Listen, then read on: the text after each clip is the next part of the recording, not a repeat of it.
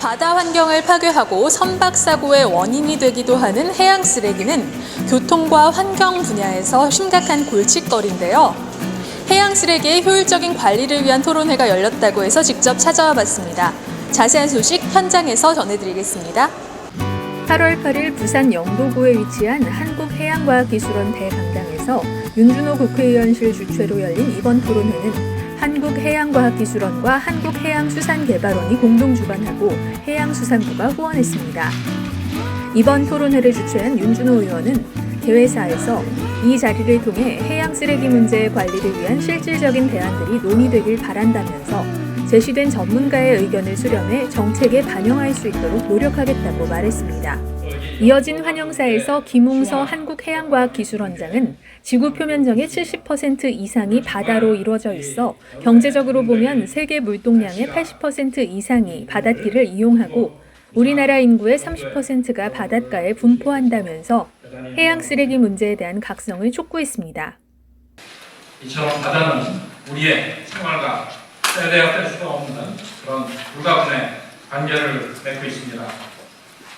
그렇지만 그런 바다에 최근에 가장 큰 이슈가 되는 것은 바로 해양 쓰레기 그런 문제입니다.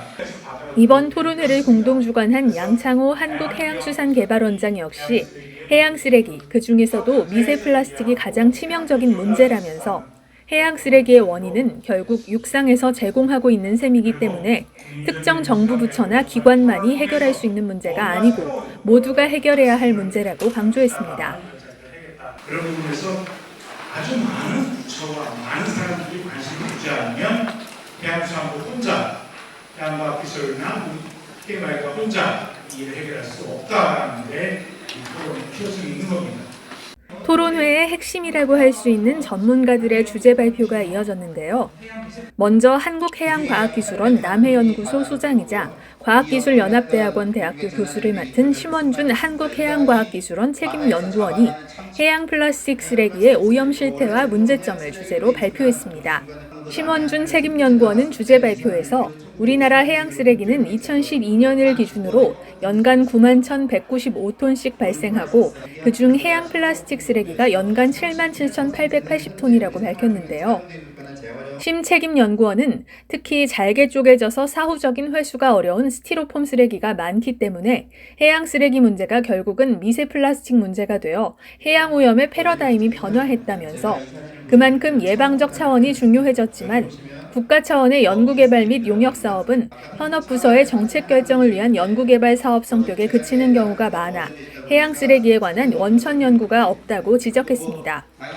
심책임연구원은 이어 반가운 소식은 지난달 16일 과학기술장관회의에서 논의를 거친 결과 기존의 5년 단위 해양 쓰레기 관리 기본 계획 외에 여러 부처가 관여하는 해양 플라스틱 쓰레기 관련 사업에 대한 예비 타당성 조사를 11월에 진행할 예정이라고 전했습니다.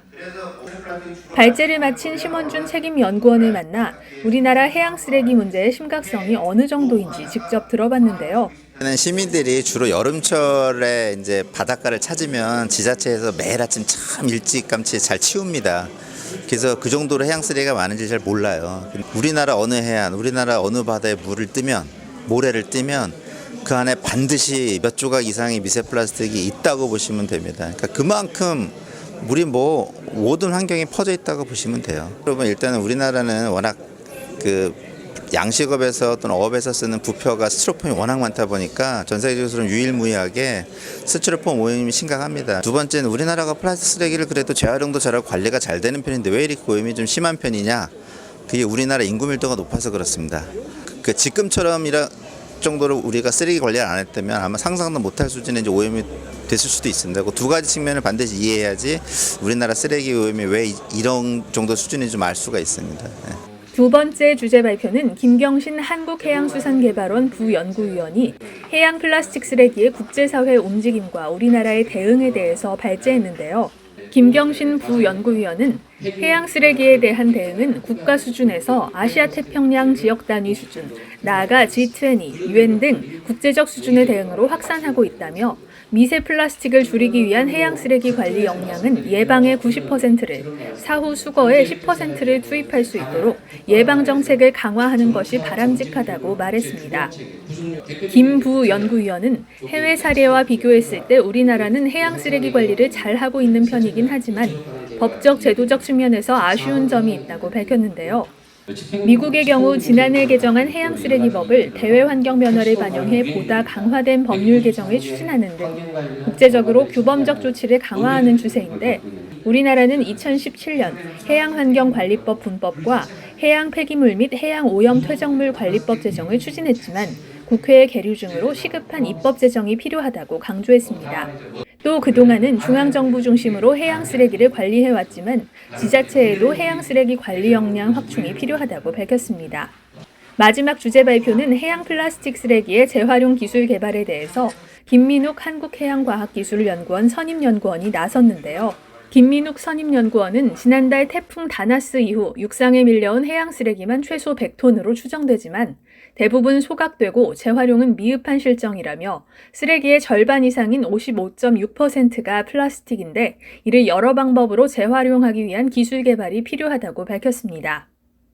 우리나라 해양 쓰레기 재활용 기술은 세계적으로 어느 정도 수준인지 김 선임연구원에게 직접 들어봤는데요. 대한민국은 현재는 조금 이제 시작하는 단계라고 할 수 있습니다. 해외 같은 경우에는 에너지화 시키는 기술이라든지 의류나 그런 커튼이나 그런 이불 소재를 만들 수 있는 기술이 확보되는 반면에 대한민국은 아직까지는 그런 소재와 기술밖에 없거든요.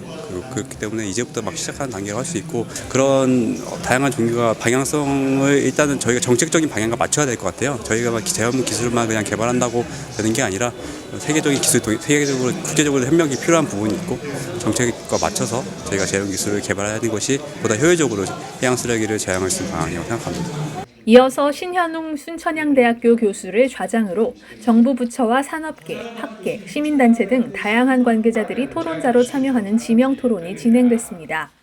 토론자들은 선진 사례와 비교해 법령 정비가 미흡하다며 보완이 필요하다고 말했는데요. 김성길 해양환경공단 해양수질팀장은 우리나라 법령을 전부 훑어봐도 미세 플라스틱이나 플라스틱 쓰레기에 대한 정의가 존재하지 않아 입법이 필요하다면서 통상적으로 오염물질의 정의에 포함되기는 하지만 미국 사례를 보면 미세 플라스틱에 대한 본격적인 법률을 만들어 대응하고 있다고 말했습니다.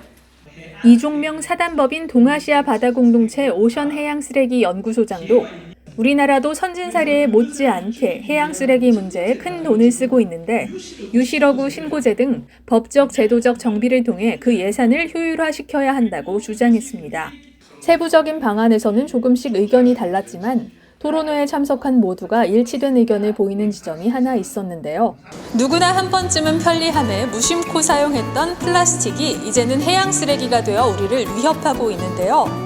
해양 쓰레기 문제의 근본적인 해결을 위해서는 범부처 간 협력을 통한 국가적인 대응도 중요하지만 사회 구성원 모두가 힘을 모아야 한다는 게 전문가들의 공통된 의견이었습니다.